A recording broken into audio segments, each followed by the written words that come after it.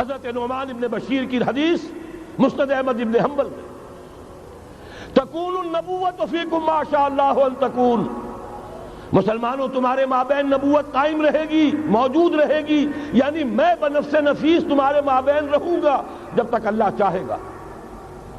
ثم یرفع اللہ اذا شاء یرفعها، پھر جب اللہ چاہے گا نبوت کو اٹھا لے گا، یعنی میرا انتقال ہو جائے گا۔ دوسرے دور کی خبر دی، ثم تکون خلافۃ علی منہاج النبوہ، پھر ایک دور آئے گا خلافت کا عین نبوت کے نقش قدم پر، کوئی فرق نہیں ہوگا، وہی نظام جو میں نے قائم کیا ہے جوں کا تو قائم رہے گا، میرے نقش قدم پر وہ خلافت ہوگی۔ فرمایا وہ بھی رہے گا جب تک اللہ چاہے گا، پھر وہ بھی ختم ہو جائے گا۔ پھر فرمایا تیسرا دور آئے گا، ثم تکون ملکن عاضا، ظالم ملوکیت، بادشاہی، محل بنیں گے، ٹھاٹ جمیں گے، ظلم کا سکہ رواں ہوگا، ناجائز قتل ہوں گے۔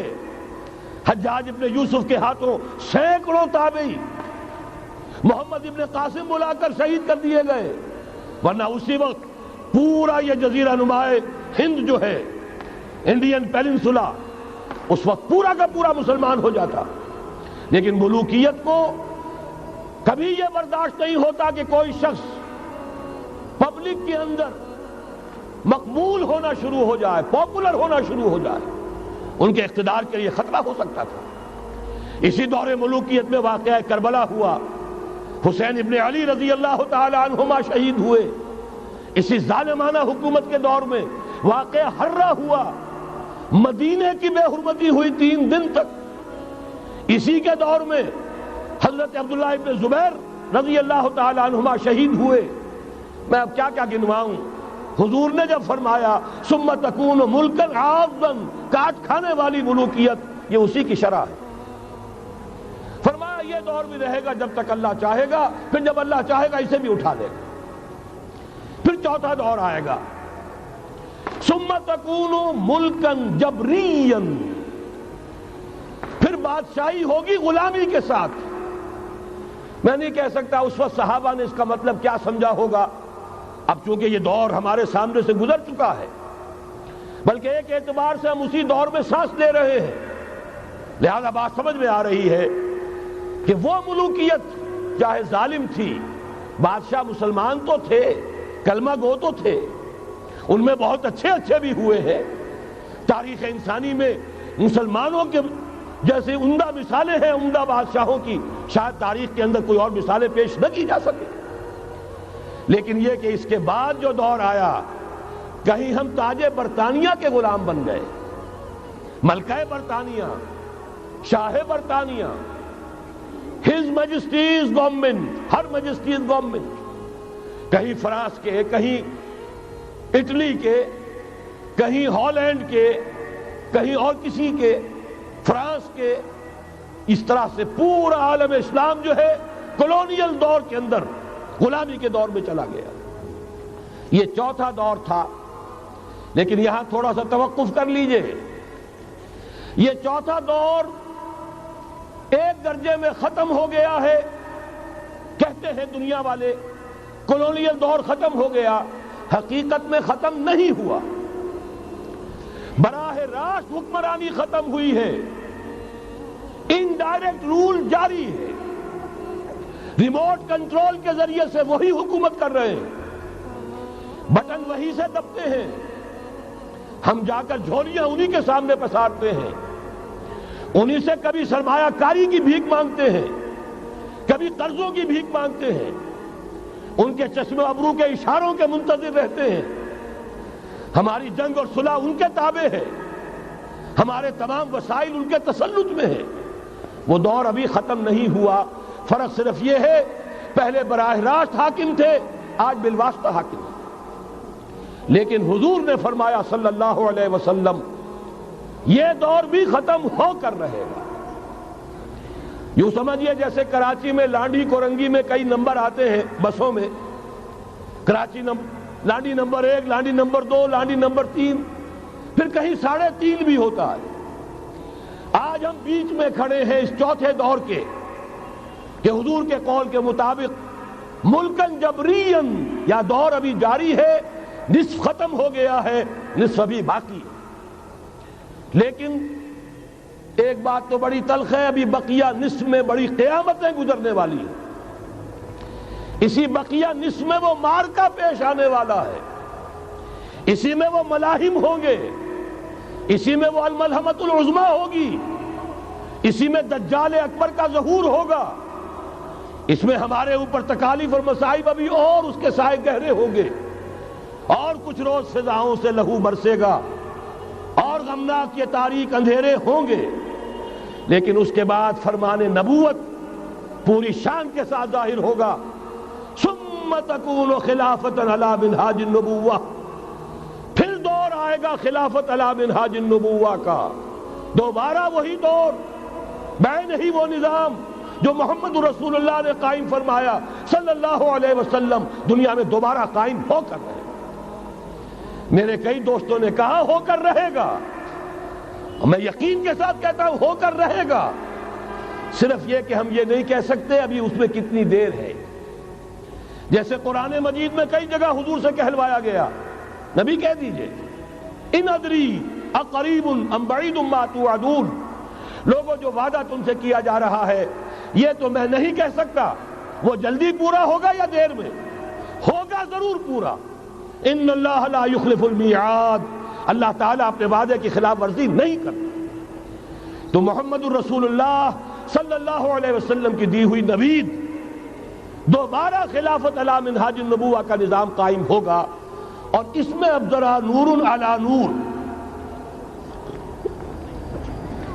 دو حدیثیں اسی کتابچے میں شامل ہیں، پھر عرض کر رہا ہوں یہ آپ کو مل جائے گا اگر نہیں ہے اس وقت، اور میں چاہتا ہوں آپ ان کے متن یاد کریں، ان حدیثوں کے مبلغ بن جائیں، ان آیات کو حفظ جان بنائیں، تاکہ مایوسی کا مداوع ہو سکے، ہمتیں جو پست ہو رہی ہیں ان میں دوبارہ عزم جمع پیدا ہو سکے۔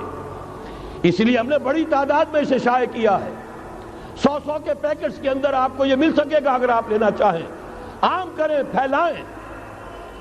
پہلی حدیث ہے مسلم شریف کی، صحیحین میں سے ایک، سند کے اعتبار سے بلند ترین درجہ، حضرت ثوبان اس کے راوی ہے رضی اللہ تعالی عنہ، بڑے پیارے الفاظ ہیں محمد الرسول اللہ صلی اللہ علیہ وسلم کے، فرماتے ہیں ان اللہ زوالی الارض، اللہ نے میرے لیے پوری زمین کو سکیڑ دیا، لپیٹ دیا، فرائیت مشارقہا و مغاربہا، میں نے اس کے سارے مشرق دیکھ لیے، سارے مغرب دیکھ لیے، وَإِنَّ أُمَّتِي سَيَبْلُغُ مُلْكُهَا مَا زُوِيَ لِي مِنْهَا، اور یقین رکھو میری امت کی حکومت ان تمام علاقوں پر قائم ہو کر رہے گی جو مجھے اس طرح زمین کو سکیڑ کر اور لپیٹ کر دکھا دیے گئے۔ اب جس شخص کو بھی محمد کی رسالت پر ایمان ہے صلی اللہ علیہ وسلم، اسے کوئی شک نہیں ہو سکتا۔ دوسری روایت حضرت مقداد سے،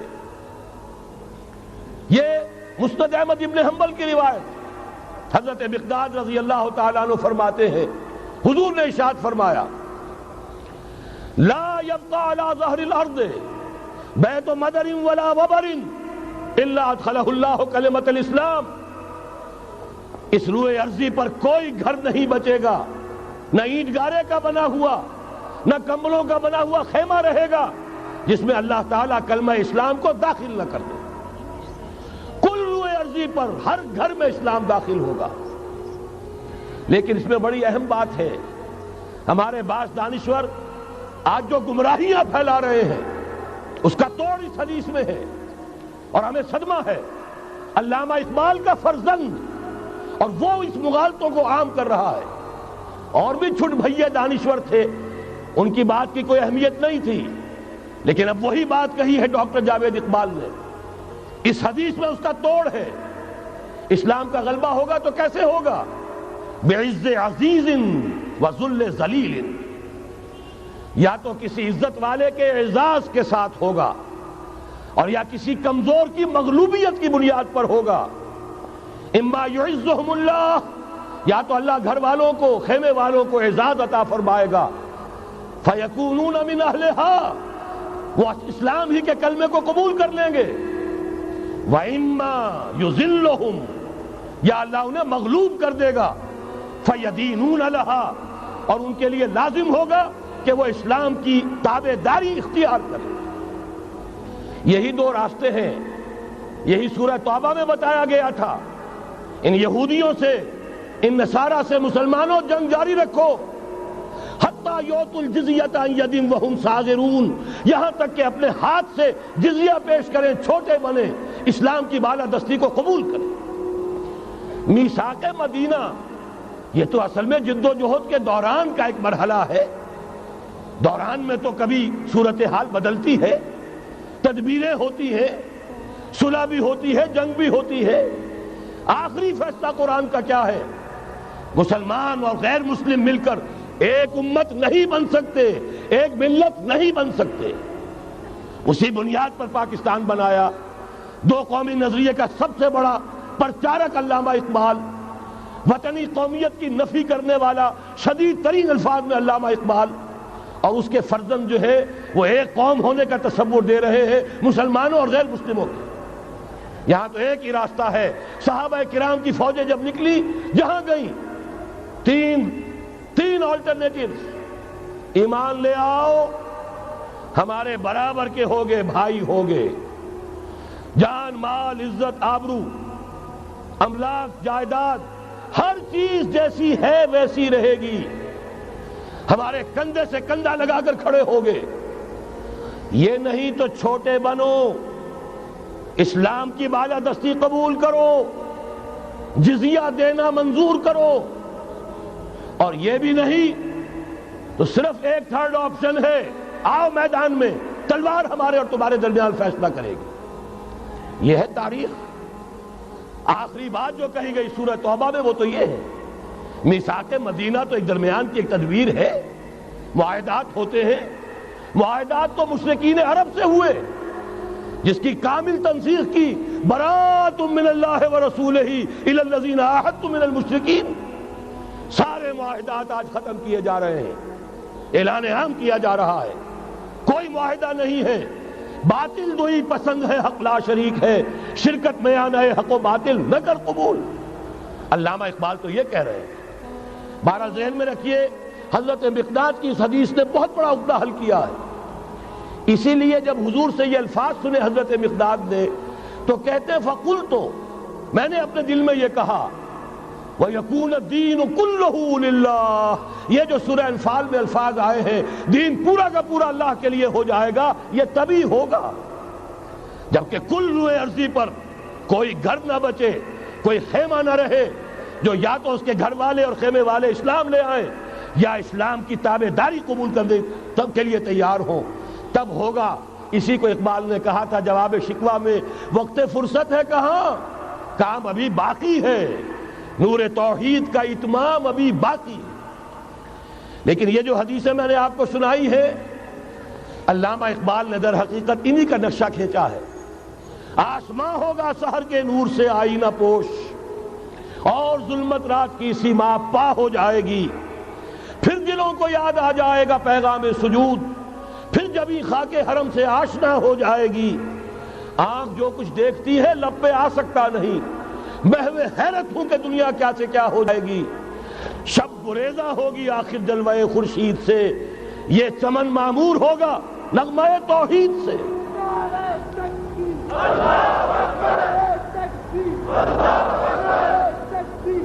میں نے اس پر جو عنوان قائم کیا ہے، کل جہاں معمور ہوگا نغمہ توحید سے، یہ پورا کا پورا عالم کرۂ ارضی جگمگا اٹھے گا۔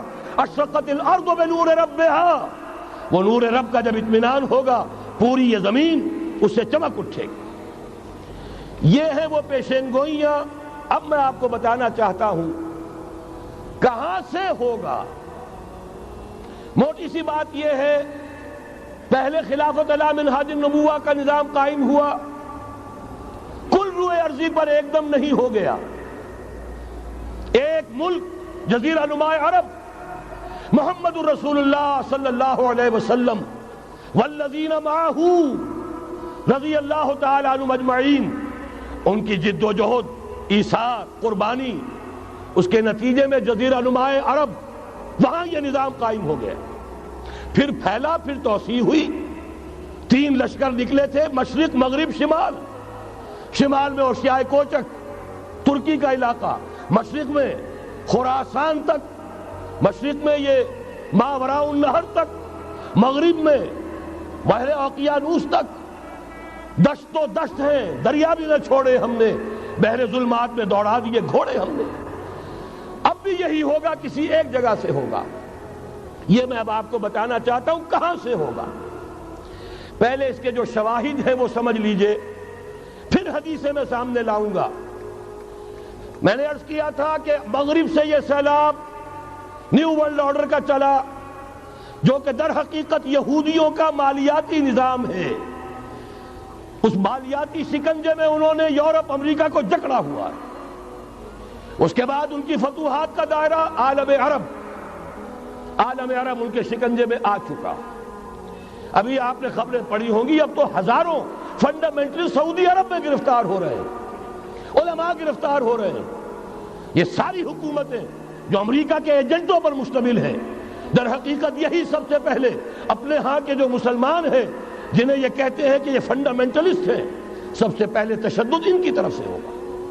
بہرحال اب اس سے آگے ہے عالم اسلام کا وہ حصہ جس میں میں اور آپ بھی ہیں، یہ غیر عرب عالم اسلام، ایران سے شروع ہو کر پھر افغانستان، جو حضور کے زمانے میں خراسان کہلاتا تھا، یہ پورا افغانستان، کچھ تھوڑا سا حصہ ایران کا، کچھ تھوڑا سا حصہ روسی ترکستان کا، کچھ حصہ پاکستان کا، یہ سب حضور کے زمانے میں خراسان کہلاتا تھا۔ اس کے ضمن میں جان لیجئے اب یہ نیوکلیس بننے والا ہے، یہاں سے خلافت کا آغاز ہو کر رہے گا۔ اس کے شواہد کیا ہیں؟ پہلی بات نوٹ کیجئے، ختم نبوت کے بعد سارا سلسلہ مجددین کا ہے رحمہم اللہ۔ 1000 برس تک سارے مجدد عالم عرب میں پیدا ہوئے۔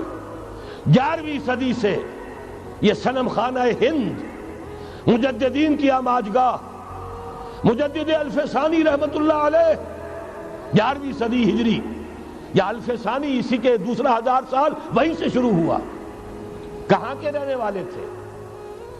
12ویں صدی کے مجدد اعظم شاہ ولی اللہ دہلوی، 13ویں صدی میں سید احمد بریلوی اور ان کے ساتھی شہید شاہ اسماعیل شہید، 14ویں صدی میں شیخ الہند، اسیر مالٹا، انگریز سے ٹکرا جانے والا۔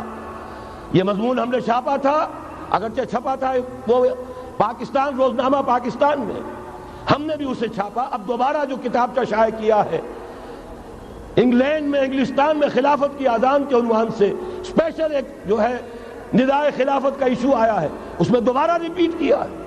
اس سے آپ کو اندازہ ہوگا شیخ الہند کی شخصیت کا۔ جرمنی تک سے ان کی گفتگو چل رہی تھی، دارالخلافہ ترکی سے گفتگو چل رہی تھی، ہندوستان کو آزاد کرا کر دوبارہ اس کو ایک دارالاسلام کی شکل دینا۔ اس لیے کہ اس وقت تک آپ کو معلوم ہونا چاہیے ہندو ابھی سویا ہوا تھا۔ وہ غلامی کا جو بھی اس کے اوپر اثر پڑا تھا، مسلمانوں کی 1000 سالہ غلامی کا، اس کی وجہ سے اس میں کوئی حوصلہ تھا ہی نہیں۔ سیاست کے میدان میں ہندو ابھی آیا ہی نہیں تھا۔ اس وقت اگر کہیں وہ تجویز کامیاب ہو جاتی، وہ برلن پلان، وہ ریشمی رومال تحریک، تو واقعہ یہ ہے کہ 30 برس اور یہ بر عظیم پاک و ہند انگریز کا غلام نہ رہتا۔ وہ تحریک نہیں۔ پھر یہ کہ اگر خلافت کو ختم کیا گیا تو احتجاجی تحریک چلی تو یہاں، اور کس شد و مت کے ساتھ، مولوی اما محمد علی کی جان بیٹا خلافت میں دے دو، پورا بر عظیم پاک و ہند گونج اٹھا۔ گاندھی کو شریک ہونا پڑا تحریک خلافت میں، کہاں گاندھی کہاں خلافت۔ پھر اور شواہد نوٹ کیجئے، وہ جو کولونیل رول بظاہر ختم ہوا ہے، تمام مسلمان ممالک بظاہر آزاد ہوئے، لیکن کہیں بھی تحریک میں اسلام کا نعرہ نہیں لگا۔ صرف ایک جگہ، پاکستان کا مطلب کیا؟ لا الہ الا اللہ اور اس سے پھر گونج گیا پورا بر عظیم پاک و ہند، راس کماری سے لے کے درہ خیبر تک اور ادھر مکران سے لے کر چٹاگانگ تک۔ پاکستان کا مطلب کیا؟ لا الہ الا اللہ۔ پوری دنیا میں اس کا کوئی نعرہ نہیں لگا۔ پھر پاکستان ہے وہ ملک جہاں قرارداد مقاصد پاس ہو گئی، خلافت اصولی اعتبار سے ہم نے تسلیم کر لی۔ جب حاکمیت اللہ کی ہے، ہمارے پاس حاکمیت نہیں، ہم حاکمیت کے مدعی نہیں۔ 10 کروڑ عوام کی ایک نمائندہ اسمبلی نے قرارداد مقاصد پاس کی، یہی تو خلافت ہے۔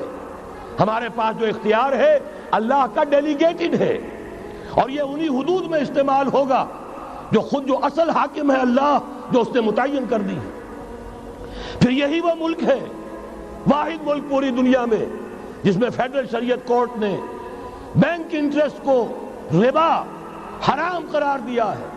پوری مسلم ورلڈ کے اندر اس کی کوئی مثال موجود نہیں۔ یہ شواہد ہے۔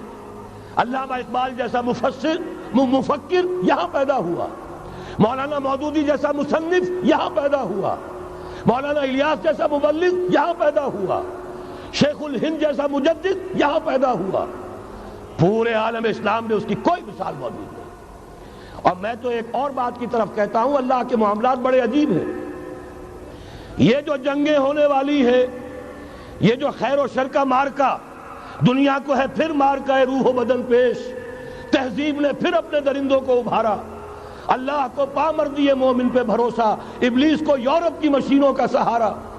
یہ جو ابھی مارکا گرم ہونے والا ہے، پہلا حصہ میں آپ کو بتا چکا، شیطان، اس کا ایجنٹ یہودی، ان کے سب سے بڑے کارندے زائنسٹ، ان کے جو اس وقت اعلی کار ہیں ویسٹ، وائٹ اینگلو سیکسن پروٹیسٹنٹس، جو امریکہ کی زیر سرکردگی نیو ورلڈ آرڈر لے کر چلے ہیں، جو حقیقت میں نیو ورلڈ آرڈر ہے۔ دوسری طرف دیکھیے، ذرا غور کیجئے، ایک حدیث نبوی ہے، ما انزل اللہ من دائن الا انزل لہ دوان۔ اللہ نے کوئی ایسا مرض پیدا نہیں کیا جس کی دوا پیدا نہ کی ہو۔ اسرائیل 1948 میں قائم ہو رہا ہے، پاکستان 1947 میں وجود میں آیا ہے۔ 1 سال پہلے، جیسے ماں کی چھاتی میں اللہ دودھ پہلے پیدا کر دیتا ہے، بچے کی ولادت بعد میں ہوتی ہے، یہ قانون قدرت ہے۔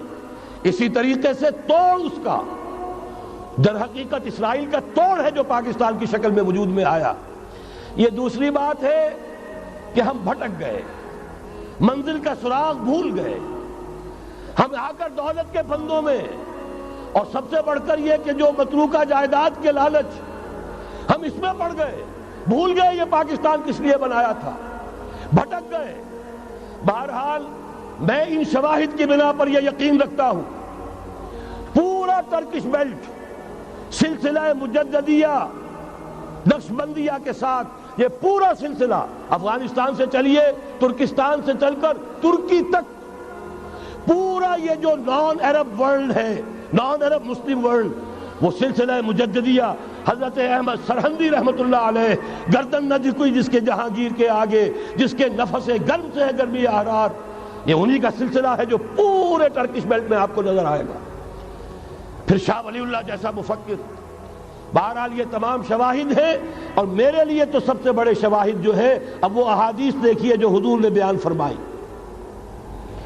جب یہ مارکا گرم ہوگا، ایک حدیث ہے، حضور فرماتے ہیں، ابن ماجہ کی روایت ہے، حضرت عبداللہ ابن حارث رضی اللہ تعالیٰ عنہ سے، یخرج ناس من المشرق یؤتون للمہدی یعنی سلطان ہی۔ جب اس عالم عرب میں، دیکھیے ایک بات میں عرض کر چکا ہوں، بڑی تلخ بات ہے، عالم عرب ہمارا بہتر حصہ ہے، افضل حصہ ہے، ان کو اللہ نے فضیلت ہم سے بہت زیادہ دی ہے۔ سب سے بڑی فضیلت کہ محمد خود صلی اللہ علیہ وسلم عرب تھے، یہ رتبہ بلند ملا جس کو مل گیا۔ پھر مستقل فضیلت، اللہ کا کلام ان کی زبان میں موجود ہے، مادری زبان۔ لہذا اگر انہوں نے کوتاہی کی، انہوں نے پیٹھ دکھائی، بہت بڑے مجرم ہیں، اس میں کوئی شک نہیں۔ اور یہی وجہ ہے یہ سارے ملاحم وہی ہونے ہیں، ایسی ایسی بھاری جنگیں، حضور فرماتے ہیں اتنے لوگ ہلاک ہوں گے کہ پرندہ اڑتا چلا جائے گا، اترنے کی جگہ نہیں ملے گی، لاشیں ہی لاشیں ہوں، یہ شکل ہونے والی ہے۔ اور میں تو چونکہ ایک مضمون اور کتابچے کی شکل میں بھی شائع ہو چکا ہے، جس میں کہ حضور کی اس حدیث کے حوالے سے میری امت پر بھی وہ سب کچھ وارد ہوگا جو سابقہ امت پر ہوا، اسی کے حوالے سے عرض کر چکا ہوں۔ اگر اس صدی میں ہولوکاسٹ میں 60 لاکھ یہودی مارا گیا ہے، کوئی اسی کا دوبارہ چربا جو ہے امت مسلمہ پر بھی آنے والا ہے۔ لیکن اس کے بعد پھر ان کے لیے فوجیں جائیں گی مشرق سے، وہاں جو امام ہوں گے، جو بھی ان کو لیڈ کر رہے ہوں گے، حضرت مہدی۔ یہ تصور ذہن میں رکھیے، ہمارے مابین اور عیسائیوں کے مابین حضرت مسیح کی ذات مشترک، اگرچہ ان کا یہ عقیدہ ہے کہ وہ سولی دیے گئے، فوت ہو گئے، معاذ اللہ ثم معاذ اللہ، پھر زندہ ہو کر آسمان پر گئے، پھر آئیں گے۔ ہم کہتے ہیں نہیں، وہ سولی دیے ہی نہیں گئے، وہ زندہ آسمان پر اٹھائے گئے، واپس آئیں گے۔ گویا کہ بہت حد تک اشتراک ہے، لیکن ایک اختلاف بھی ہے۔ اسی طرح حضرت مہدی کے بارے میں شیعہ اور سنی تصورات میں اتفاق بھی ہے، اختلاف بھی ہے۔ یقیناً امت مسلمہ، امت عرب، مجھے تو اقبال کا وہ شعر یاد آتا ہے، خون اسرائیل آ جاتا ہے آخر جوش میں، توڑ دیتا ہے کوئی موسیٰ طلسم سامری۔ تو کیا خون اسماعیل جوش میں نہیں آئے گا؟ حضرت اسماعیل کی نسل میں حضور، اور حضور کی صاحبزادی حضرت فاطمہ رضی اللہ تعالی عنہ، حضور نے فرمایا میری اس بیٹی کی نسل میں اللہ تعالیٰ ایک شخص کو اٹھائے گا جو اس وقت مسلمانوں کی قیادت کرے گا۔ یہ چیز ہمارے اور اہل تشیع کے مابین مشترک۔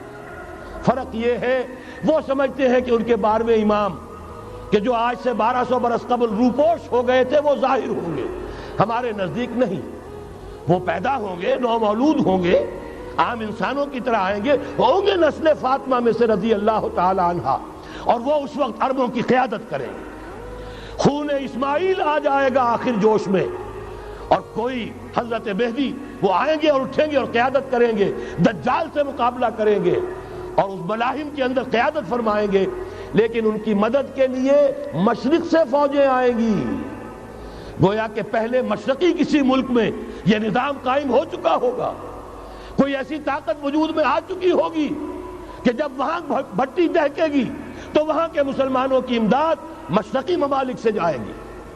اور ایک دوسری حدیث میں، یہ تو ترمذی کی روایت ہے، کتب حدیث میں تیسرے نمبر پر کتاب یہی ہے، صحیح بخاری، صحیح مسلم، پھر یہ جامع ترمذی، اس میں حضرت ابو ہریرہ سے روایت ہے، یخرج من خراسان رایات سود۔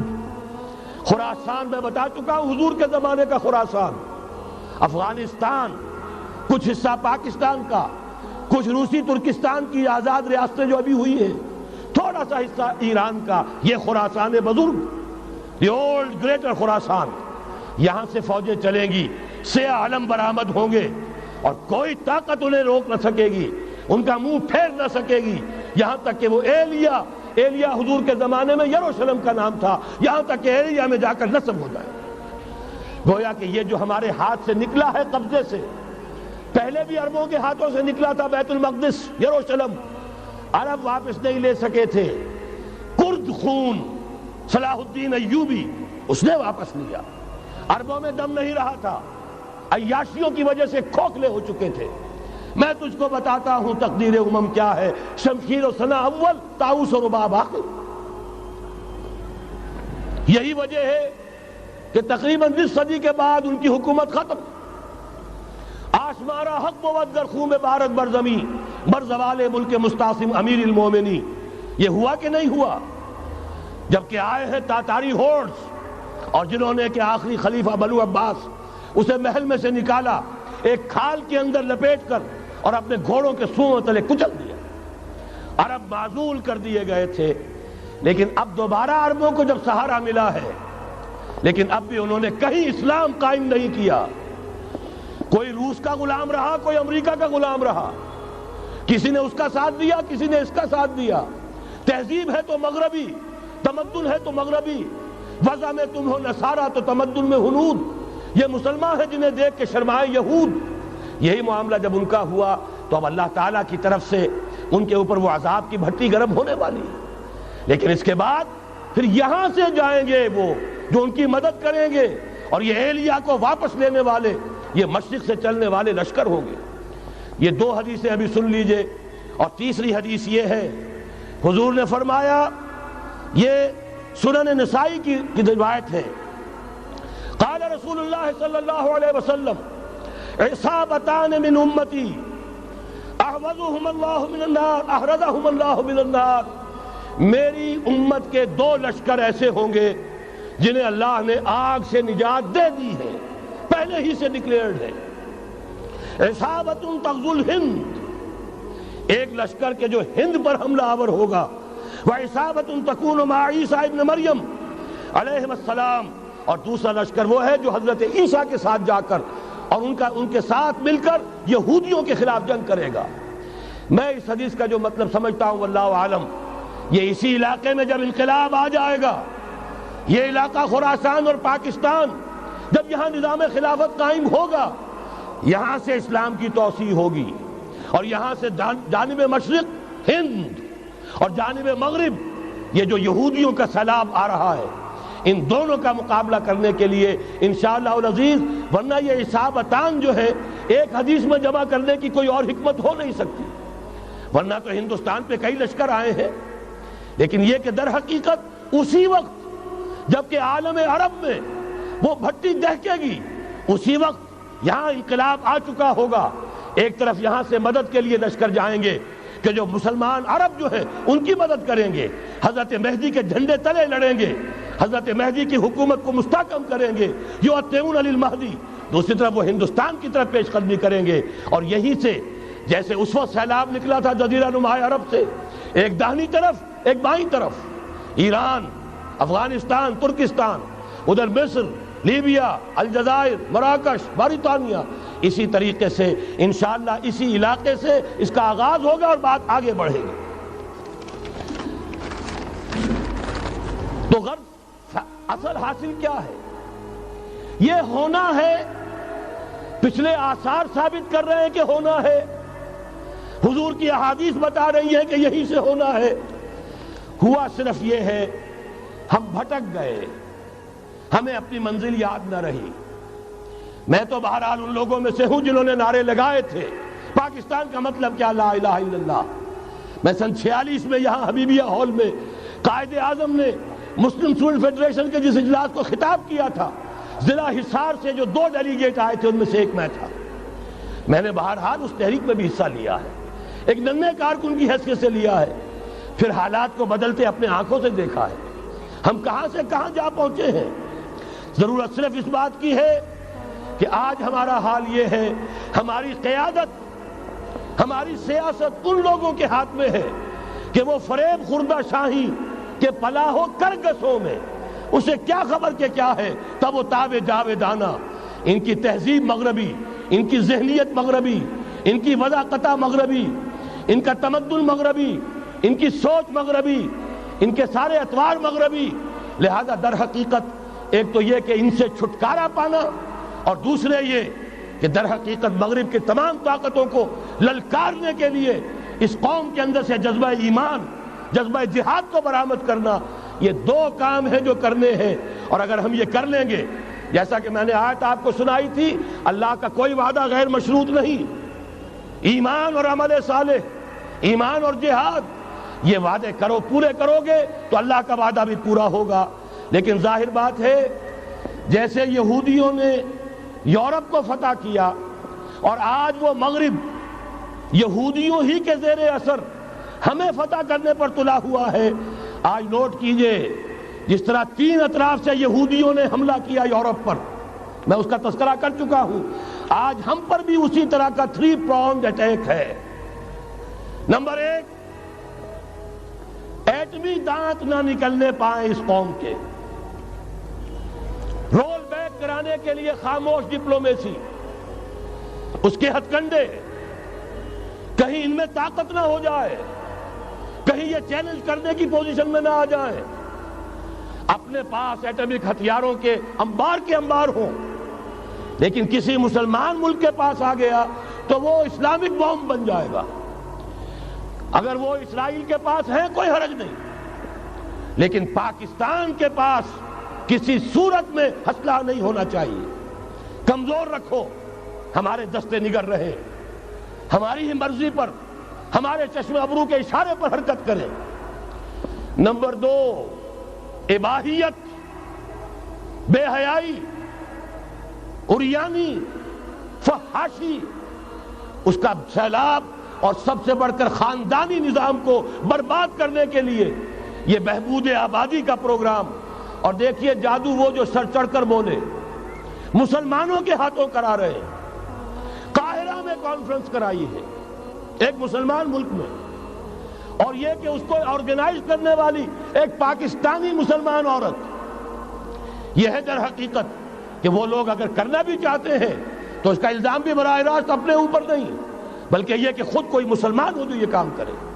اب جو سیلاب آئے گا جس کے لیے مدد بھی دی جا رہی ہے, اس سے ہمارے سارے بندے حیا ٹوٹ کر رہ جائیں گے, خاندانی نظام درم برم ہو کر رہ جائے گا. جو ابھی تک اللہ کا شکر ہے کہ ہمارے ملک کے اندر انٹیکٹ ہے کچھ اوپر کا طبقہ جو بالکل ہی مغربی تہذیب میں رنگا گیا ہے, ورنہ ہمارے ہاں خاندان کا نظام ابھی انٹیکٹ ہے. لیکن یہ کہ یہ سیلاب بھی بڑی شدت سے آ رہا ہے, یہ چیزیں بیک وقت کیوں ہو رہی ہیں. اور تیسرا اور سب سے زیادہ سٹل وار, سب سے زیادہ یوں سمجھیے کہ جو لطیف, جو کہ ایک طرح کا احسان جتایا جا رہا ہے, ڈالروں کی اب یلغار.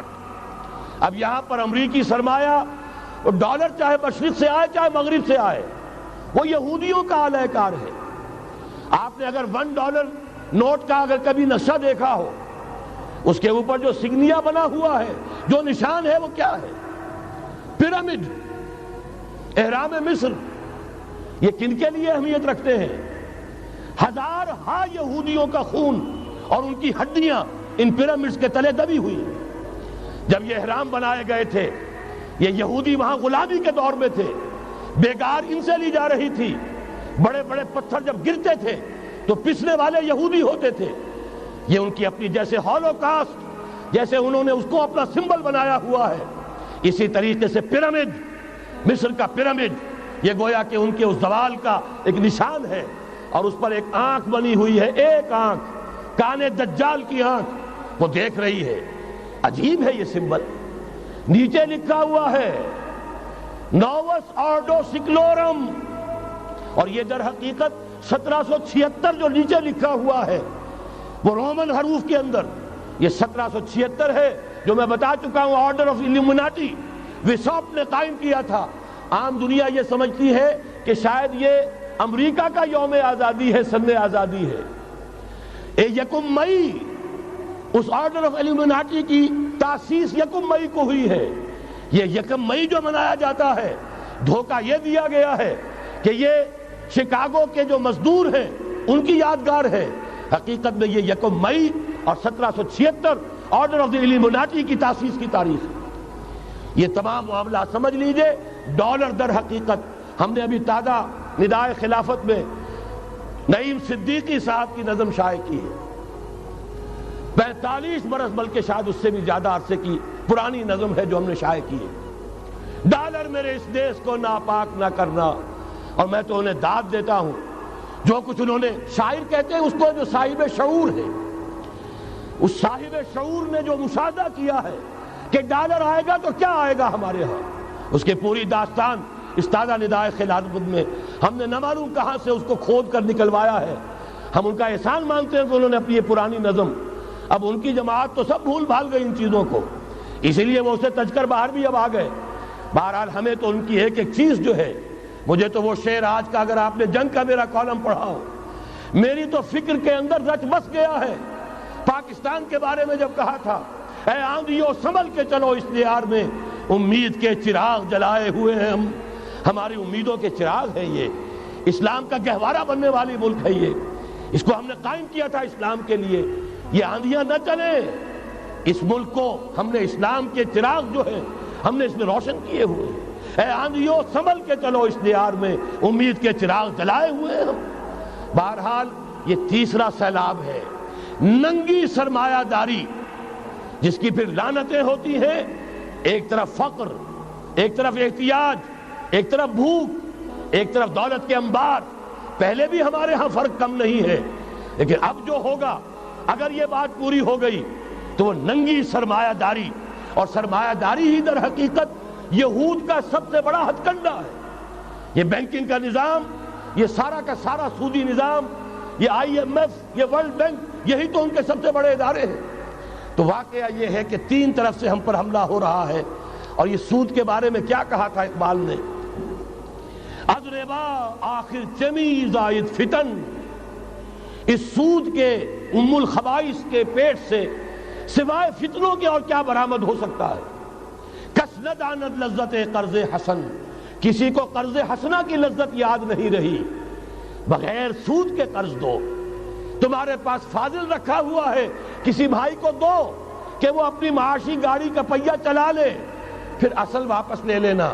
اگر اتنی ہمت نہیں ہے کہ ان تصدقوا فهو خیر لکم، صدقہ ہی کر دو تو سب سے اچھا ہے، دے ہی ڈالو اپنا فاضل سرمایہ۔ یسألونک ماذا ينفقون قل العفو، مت رکھو اپنے پاس، یہ گندگی ہے۔ لیکن اگر بڑے ہی کم ہمت ہو تو کم سے کم قرض حسنہ دو، اپنی اصل رقم واپس لینا۔ کس نہ دانت لذت قرض حسن، از ربا جاں تیرا دل چوں خشت و سنگ، اس لیے کہ سود کے ذریعے سے انسان کے اندر تاریکی پھیل جاتی ہے، دل جو ہے اینٹ کے مانند، پتھر کے مانند سخت ہو جاتا ہے، کٹھور۔ ثم قست قلوبکم فہی کالحجارۃ او اشد قسوۃ، آدمی درندہ بے دندان و چنگ، اور انسان بغیر اس کے کہ بھیڑیوں والے دانت ہوں اور بھیڑیوں والے پنجے ہوں، بھیڑیا بن جاتا ہے۔ بہرحال اب کرنے کا کام کیا ہے اس کو سمجھیے۔ اس پوری صورتحال کا میں نے آپ کے سامنے نقشہ پیش کر دیا۔ ایک طرف مغرب سے نیو ورلڈ آرڈر، جو جیو ورلڈ آرڈر ہے، اس وقت کی سپریم پاور آن ارتھ، امریکہ کی سرپرستی میں بڑی تیزی کے ساتھ حملہ آور ہے۔ دوسری طرف وَمَكَرُوا وَمَكَرَ اللَّهُ وَاللَّهُ خَيْرُ الْمَاكِرِينَ، اللہ کو پامردی مومن پہ بھروسہ، ابلیس کو یورپ کی مشینوں کا سہارا۔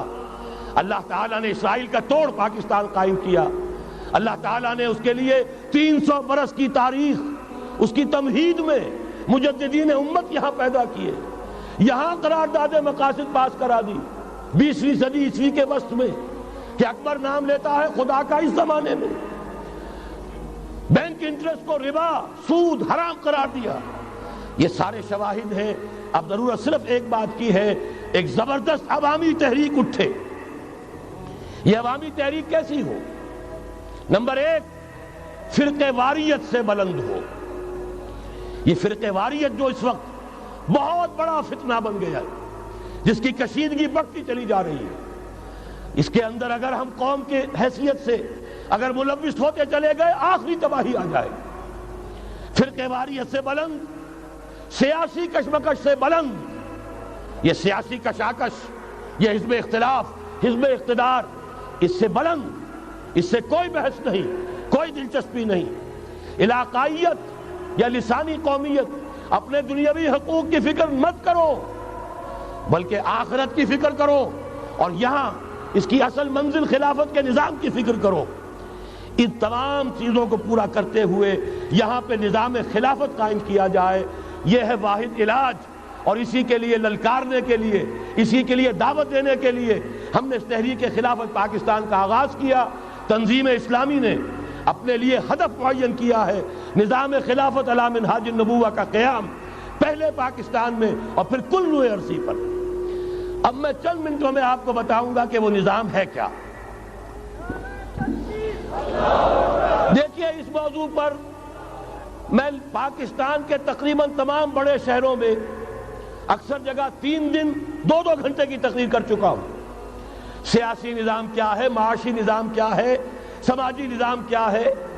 خلافت اب قائم ہوگی، جو بہرحال 1400 برس قبل کی خلافت اور آج کی خلافت، وقت کے دریا میں بہت سا پانی گزر گیا ہے، اصول وہی کے ہوں گے، فنڈامنٹل وہی کے ہوں گے، تفصیلی خاکہ بنے گا اس زمانے کے تقاضوں کے مطابق۔ تو میرے وہ تقریریں ویڈیو کی شکل میں، آڈیو کی شکل میں، اردو میں، انگریزی میں، شکاگو میں 20 گھنٹے کا پروگرام پچھلے سال ریکارڈ کرا کے آیا۔ اللہ کا فضل ہے کہ وہ پھیل رہا ہے معاملہ۔ اب مغرب میں اذان خلافت بلند ہو رہی ہے، اس کا تذکرہ میں بعد میں کروں گا۔ بہرحال وہ تو تفصیلی بات ہے، یہاں میں چند منٹوں میں صرف الجبرا کے اصولوں کی طرح چند باتیں بتا رہا ہوں۔ جو بھی آپ کا آج نظام ہے، 3 شرطیں پوری کر دیجئے وہ خلافت بن جائے گا، سیاسی اور دستوری اعتبار سے۔ نمبر 1، حاکمیت اللہ کی، اور اللہ کا شکر ہے یہ ہم کر چکے۔ اللہ جزائے خیر دے جنہوں نے محنت کی تھی، اللہ جزائے خیر دے جنہوں نے وہ تحریک اٹھائی تھی مطالبہ دستور اسلامی، اور پھر جنہوں نے مدد کی تھی، اللہ تعالیٰ انہیں جزائے خیر دے۔ بہرحال وہ اب ہمارے دستور کا حصہ ہے، حاکمیت اللہ کی۔ البتہ اگلا قدم ہم آج تک نہیں اٹھا سکے، اس حاکمیت کا ظہور کیسے ہوگا؟ آپ کے دستور میں یہ طے کر دیا جائے کتاب و سنت ہر شے سے بالا تر ہے، دستور سے بھی بالا، عدالتی قوانین سے بالا، پارلیمنٹ سے بالا، سینٹ سے بالا، صدر سے بالا، سپریم کورٹ سے بالا، ہائی کورٹ سے بالا، ہر شے سے بالا کتاب و سنت۔ جب تک یہ نہیں ہوتا، قرارداد مقاصد کی حیثیت ایسی ہے کہ جیسے آپ سینما ہال کے اوپر آگے جو ہے قرآن مجید کا کوئی کتبہ لگا دیں، اس کے سوا کچھ نہیں۔ یہ بھی غنیمت ہے کہ قرارداد مقاصد پاس ہوئی، اصل شرط یہ ہے کتاب و سنت کی ٹوٹل بالادستی۔ اور یہ بڑی کڑوی گولی ہے، عوامی تحریک جب تک نہیں چلے گی، لوگ جب تک اپنی خون کی ندیاں نہیں بہا دیں گے، یہ کڑوی گولی حلق سے اترنے والی نہیں۔ یہ IGI کی حکومت میں نہیں اتری، اسلام کے نام پر اقتدار میں آئے، اسلام کے نام پر ISI نے IGI بنوائی، اسلام کے نام پر انہیں ووٹ ملے، 2/3 کی اکثریت ملی، اس کے باوجود شریعت کی بالادستی کا ایکٹ، شریعت کی بالادستی کی دستور کے اندر ترمیم پاس نہیں کرائی گئی۔ معلوم ہوا اوپر زبردست کا ٹھینگا ہے، امریکہ کے سب پرستار ہیں، سب ڈرتے ہیں، سب کے لیے سب کو نظر آتا ہے بالآخر جو ہے اسی کے پاس جانا ہوگا، چاہے وہ نواز شریف ہو اور چاہے وہ بے نظیر ہو۔ ایک کھلم کھلا ہے، اور اب تو میں کہتا ہوں نواز شریف بھی کھلم کھلا ہے۔ آج کے اس دور میں انہوں نے اسلام کا نام کبھی نہیں لیا، اس سے تو بالکل تائب، بس صرف فرق یہ رہ گیا ہے بے نظیر کھلم کھلا بھی مذاق اڑا لیتی ہے اسلامی سزاؤں کا، اسلامی قوانین کا، یہ اس پر ذرا خاموش ہے۔ لیکن یہ کہ اپنی تحریک میں ہمارے بہت سے جو سیاسی قائدین ہیں مسلمانوں کے، کتنے بیانات آپ نے پڑھے ہوں گے، ذرا اسلام کا نام لے دیں ہم ساتھ ہو جائیں گے۔ مولانا سمیع الحق صاحب کا بیان آیا، ذرا اسلام کی بات کرے تو ہمارے اور بہت سے علماء اور ہمارے طارق صاحب جو ہے انہوں نے بھی کہا کہ میں ہم ساتھ آ جائیں گے۔ لیکن یہ کہ بڑا پکا ثابت ہوا نواز شریف اسلام کا نام نہیں لیا۔ یہ بات جان لیجئے، یہ اس کے بغیر، قربانی کے بغیر اصل یہی منزل ہے، اصل کٹھن یہی ہے۔ یہ کتاب و سنت کی بالادستی، اس کو قبول کرنا، اختیار کرنا، یہ بغیر عوامی تحریک کے، بغیر قربانیوں کے ممکن نہیں ہوگا۔ بہرحال دوسری بات یہ، اور تیسری بات، کسی غیر مسلم کو نظام خلافت میں قانون سازی میں شریک نہیں کیا جا سکتا۔ جس قانون کی بنیاد کتاب و سنت، جو نہ کتاب کو مانے نہ سنت کو مانے، اس کا اس ملک کی قانون ساز اسمبلی میں جانے کا مطلب کیا ہے؟ ان کی علیحدہ اسمبلیاں ہوں، ان کے جو حقوق ہیں مائنورٹیز کی حیثیت سے ان کی گارنٹی دی جائے، ان کی جان، مال، عزت، آبرو کا پورا تحفظ، ان کی پوری مذہبی آزادی، ان کی عبادت گاہوں کی پوری ضمانت، ان کی حفاظت کی، ان کا پرسنل لا ہو، سب کچھ ہوگا۔ قانون سازی میں غیر مسلم شریک نہیں ہو سکتا، نظام خلافت کی اعلیٰ ترین سطح کی پالیسی بنانے میں غیر مسلم شریک نہیں ہو سکتا۔ یہ معاملات ہمیں، یہ کڑوی گولیاں ہیں، لیکن صرف 3 گولیاں ہضم کر لیجئے، یہ نظام خلافت کا نظام بن جائے گا۔ البتہ چوتھی بات اور عرض کر دوں، وہ کہتا ہوں بہتر ہے کہ اس پارلیمانی نظام کی لعنت جو انگریزوں کے وراثت کے طور پر ہمیں ملی ہے، اسے چھوڑ کر صدارتی نظام اختیار کیا جائے۔ وہ صدارتی نظام جو نظام خلافت سے قریب تر ہے، انہوں نے ہم سے لیا ہے۔ اقبال نے کہا ہے ہر کجا بینی جہان رنگ و بو، زاں کے از خاکش برو یا دارزو، یا نور مصطفیٰ اورا بہاش، یا ہنوز اندر تلاش مصطفیٰ۔ اگر کوئی اچھائی ان کے پاس ہے وہ نور مصطفیٰ سے مانگی ہوئی ہے۔ یہ خلافت کے نظام کا چربا ہے۔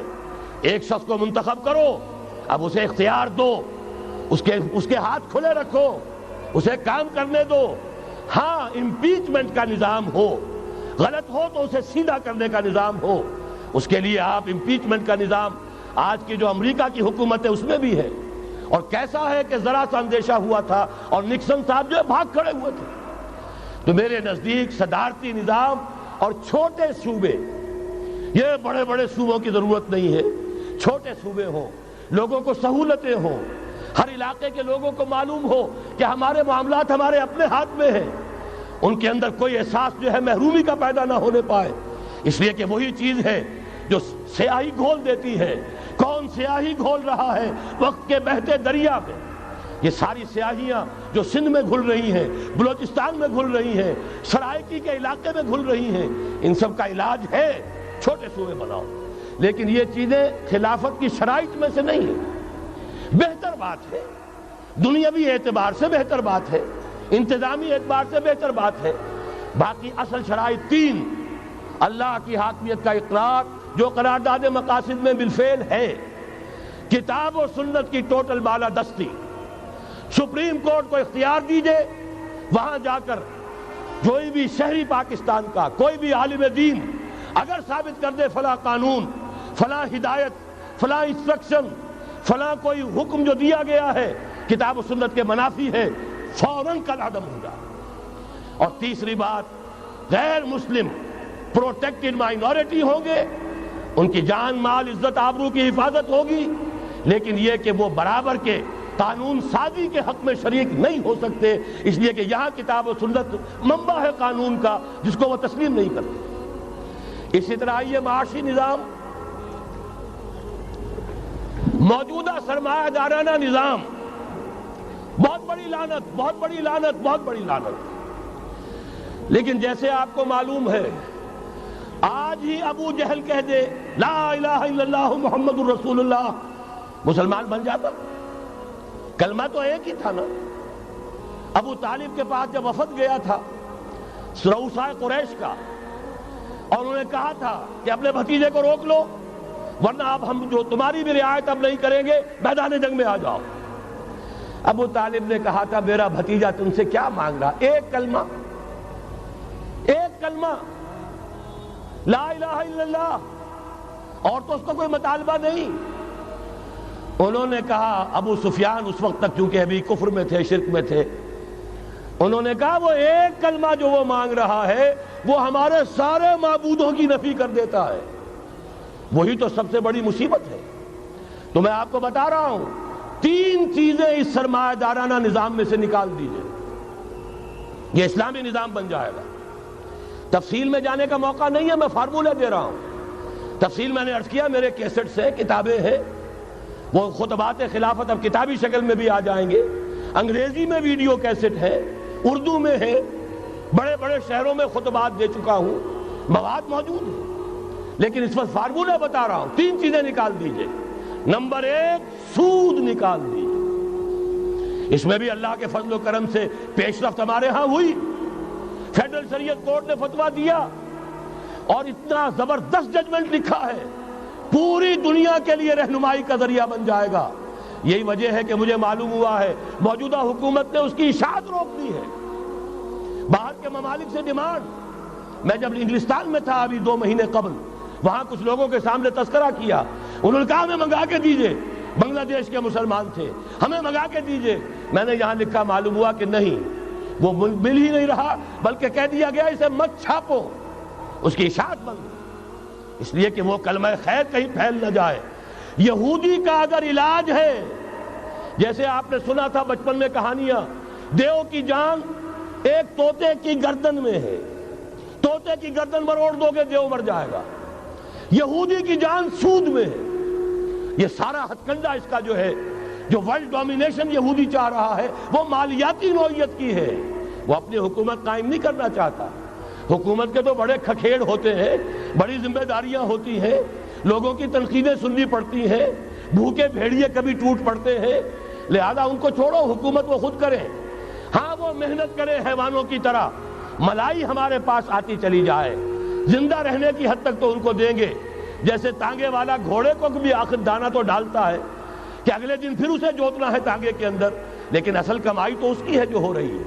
صرف یہ مالیاتی نظام اور اس کا ایک ہی لفظ کے اندر توڑ ہے، سود ختم اور یہود کی گویا کہ جان نکل جائے گی. یہی وجہ ہے جیسے ہی فیڈرل شریعت کورٹ کا فیصلہ آیا تھا، وہ جو کوئی چیزیں پائپ کے اندر پڑی ہوئی تھی مدد کی، وہ بھی روک لی گئی.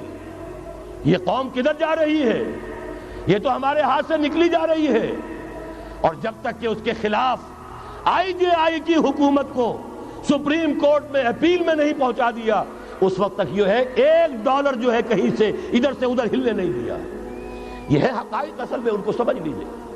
سود نکال دیجئے، جوا، اسپیکولیشن، فارورڈ ٹریڈنگ کی وہ ساری صورتیں جو صرف بیع سلم ایک جائز ہے، باقی ساری صورتیں حرام ہیں، ان کو نکال دیجئے اور جاگیرداری ختم کر دیجئے.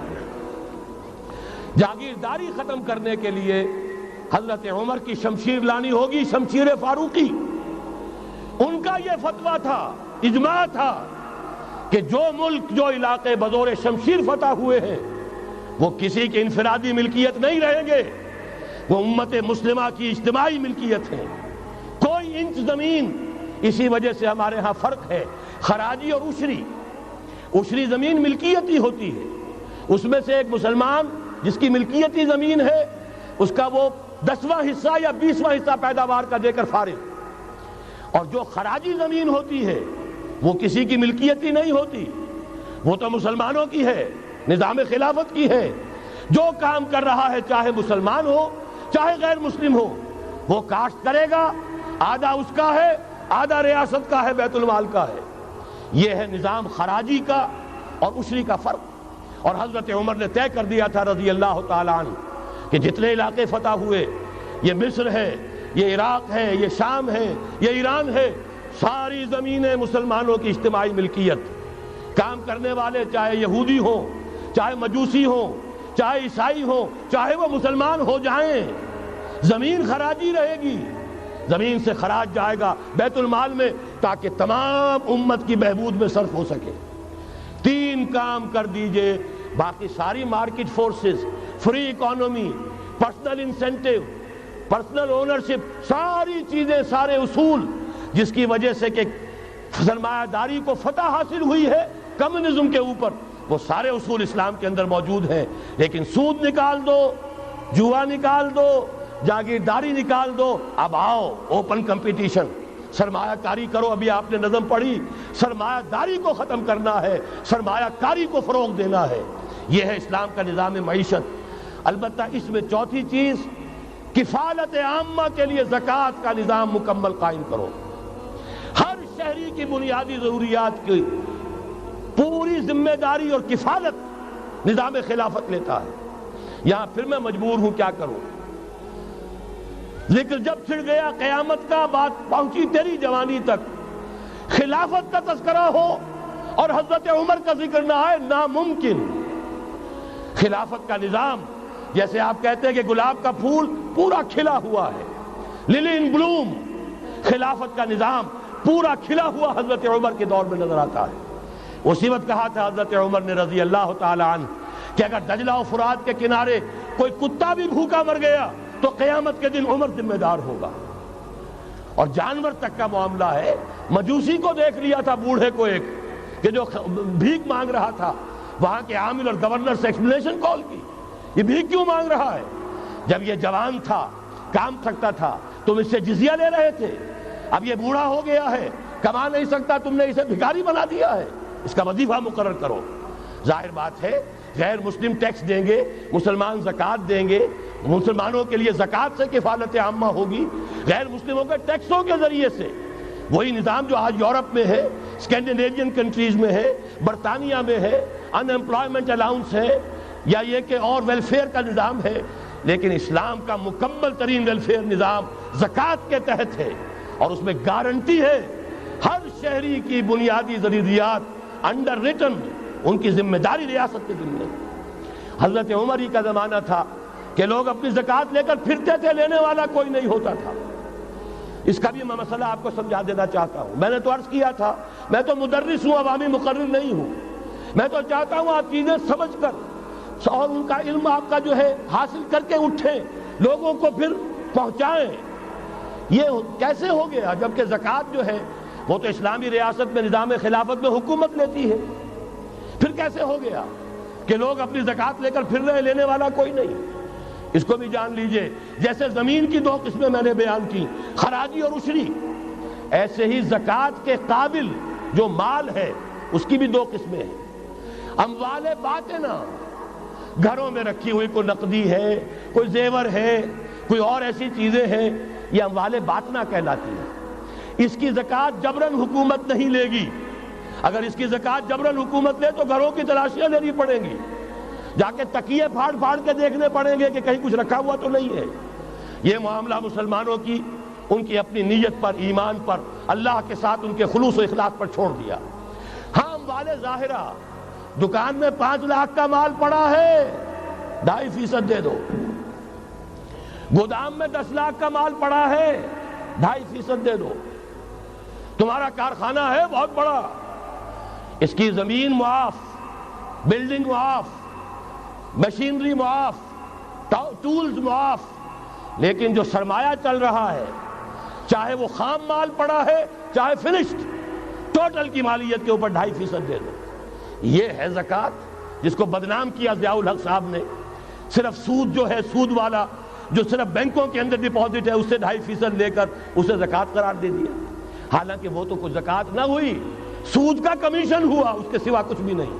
زکوٰۃ تو یہ ہے کہ ہر دکاندار، اور مجھے یقین ہے مسلمان دے گا، آپ اسے انکم ٹیکس جیسے لعنتی ٹیکس سے نجات دیجئے جس نے اسے جھوٹ بولنے پہ مجبور کیا ہوا ہے۔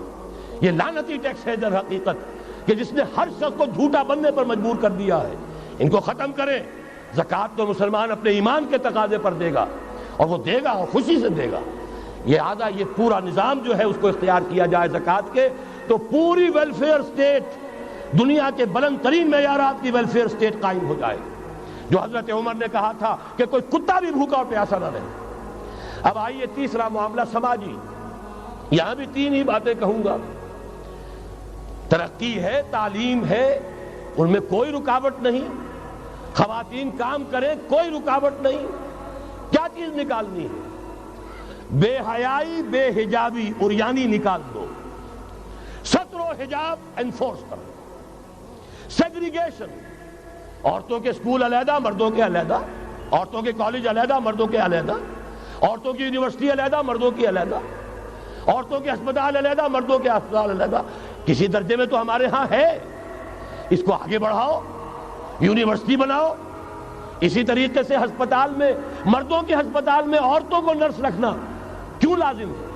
کیا مرد نرسنگ نہیں کر سکتے؟ کیا فوج کی جو فارورڈ یونٹس ہوتے ہیں میڈیکل، کیا ان میں عورتیں جاتی ہیں نرسوں کی حیثیت سے؟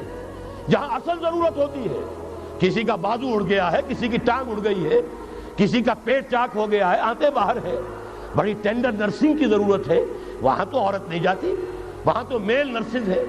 تو مردانہ ہسپتالوں میں مردوں کو نرس رکھو، زنانہ ہسپتالوں میں عورتوں کو نرس رکھو، عورتیں مریض ہوں، عورتیں ڈاکٹر ہوں، عورتیں جو ہے نرسنگ کریں، وہاں کی انتظامیہ بھی عورتوں کو دیجیے۔ پھر یہ ہے کہ ساری پرائمری ایجوکیشن عورتوں کو دے دیجیے۔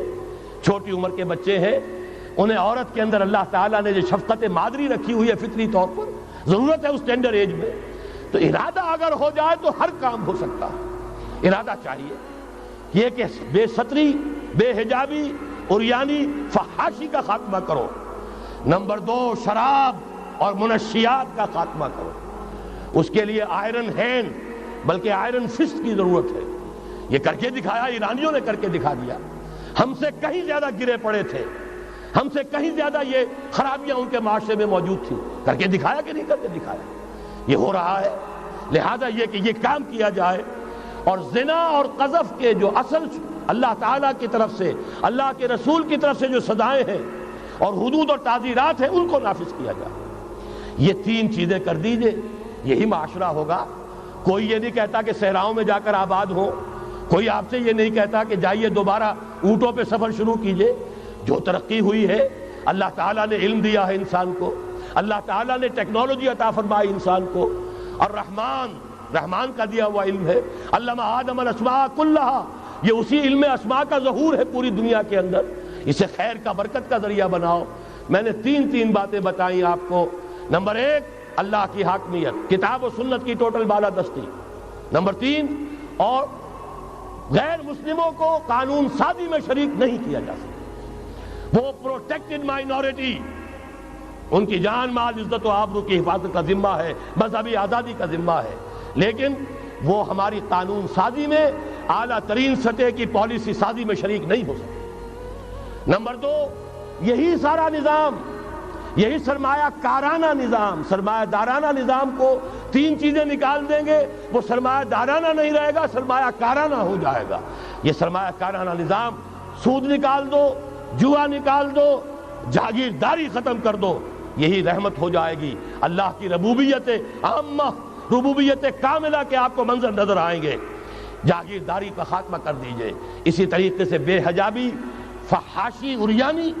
نمبر 2، شراب اور منشیات۔ نمبر 3، جو اصل جو حدود ہیں شریعت کے، ان کو نافذ کیجئے تاکہ معاشرہ اسلامی معاشرہ بنے۔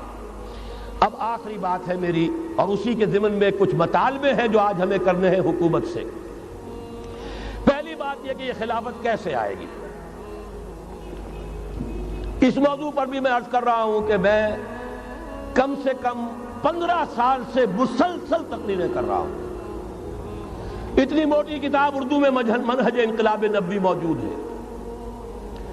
اس کے موضوع پر انگریزی میں کیسٹ، اردو میں cassette, video cassette, audio cassette, میری طرف سے مواد پورا موجود ہے۔ پہلا مرحلہ کیا ہے؟ غور سے سنیے، اس لیے کہ اس کے مخاطب اب آپ ہیں براہ راست، ہر فرد۔ خلافت کا نظام قائم کرنا ہے تو پہلے اپنی ذات میں خلیفہ بنیے۔ اللہ نے آپ کو ایک جسم دیا ہے، زبان دی ہے، آنکھیں دی ہیں، کان دیے ہیں، یہ سب آپ کے پاس اللہ کی امانت ہیں۔ ان پر اللہ کی حکومت قائم کی، اپنے وجود پر، اپنے گھر میں خلافت قائم کیجئے۔ آپ خلیفہ بن جائیں، آپ نظام اللہ کا نافذ کریں اپنے ذات پر، اپنے وجود پر، اپنے گھر میں، اور ساتھ ہی انفرادی سطح پر طے کر لیجئے۔ سورہ حدید کی آیت نمبر 7، آمنوا باللہ ورسولہ وانفقوا مما جعلکم مستخلفین فیہ۔ جس چیز میں اللہ نے تمہیں خلافت عطا کی ہے، دولت دی ہے، مال دیا ہے، جائیداد دی ہے، اولاد دی ہے، ذہانت دی ہے، فطانت دی ہے، خطابت دی ہے، جو دیا ہے لگا دو، کھپا دو، خرچ کر دو اللہ کے دین کے لیے۔ یہ ہے پہلی خلافت۔